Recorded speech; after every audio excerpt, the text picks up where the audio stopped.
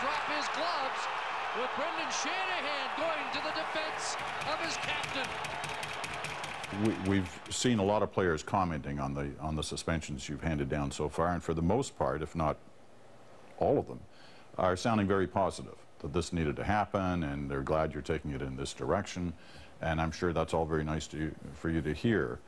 But are you seeing any pushback? I mean, how long does that last? We often see in changes, especially in sport, that initially there's a fair amount of unanimity around it, but then the longer it goes on, the more suspensions there are, it can get a little tougher. Are you getting any pushback here? I think that you have to go into this knowing and always expecting there's going to be pushback when you want to make a change. There was certainly pushback in the year coming out of the lockout when we got rid of the hooking and the holding. It was confusing to some players for a little while. There were a lot of penalties given. We had a lot of growing pains, but now we're at a point where the game, I'd say about midway through that year, and then the following year, we stopped calling it the new NHL, and it was just hockey. We'd gotten rid of clutching and grabbing, and we had given the game back to skill. To a certain degree, I hope that's the same case here. I know that there's going to be some bumps in the road.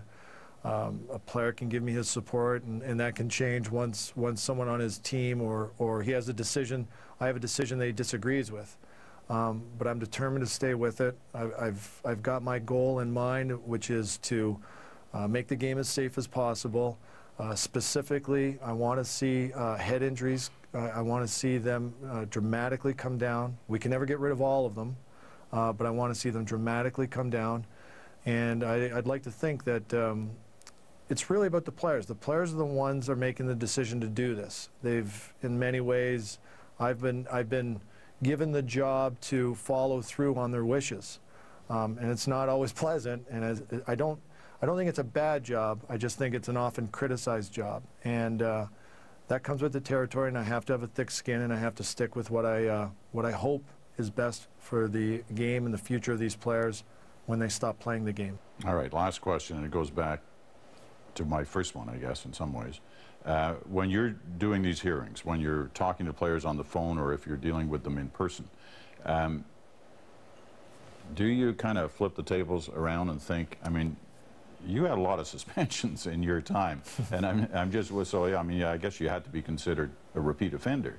I mean, when you look at the rules now, when you look at the rules now and the way they were applied, it would have been much different for you, one assumes, sitting across the table in today's world than it was then.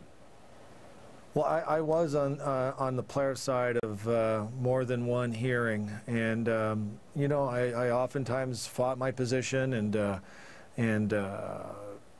you know, tried to keep myself on the ice throughout the hearing, and oftentimes it didn't work, and I got suspended. I think I've been in some ways. You know, the NHL jokes around that they wanted the perfect safe, so they hired a safe cracker to develop one. You know, again, like I said, I'm in a position where I have to make judgments on a certain act, but I don't judge the players because I can see from both sides, and I know the passion that's involved, and sometimes some of the decisions you make in those split seconds that aren't the right ones. I'm just trying to be as fair and as balanced as I can, but I certainly can understand the feeling sometimes of being on that side of the table. Brendan Shanahan, it's been good to talk to you. Good luck with this. Thank you, Peter.